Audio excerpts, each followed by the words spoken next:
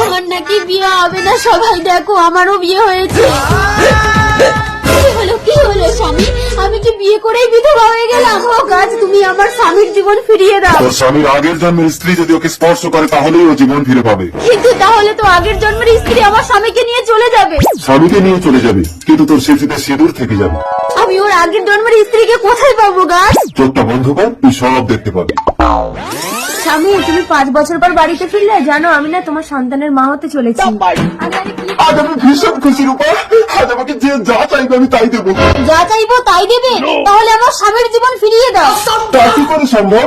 সম্ভব। আমার স্বামীর আগের জন্মের স্ত্রী যদি একে স্পর্শ করে তাহলে আমার স্বামীর জীবন ফিরে আসবে। কিন্তু কে ওর আগের জন্মের স্ত্রী? তোমার বউ। না না স্বামী, আমি কোনো পরপুরুষকে স্পর্শ করতে পারবো না। আমি আমার সন্তানের জন্য কথা দিয়েছি, তুমি যাও রূপা, যাও রূপা। সবুজ, তুমি আমার আগের জন্মের সাথী। রূপা, আমার বাচ্চাটা। আমার পেটে তোমার বাচ্চা না সুন্দর? সেদিন রাতে দেখা হয়েছিল সবুজের সাথে। सपने में मिलती है।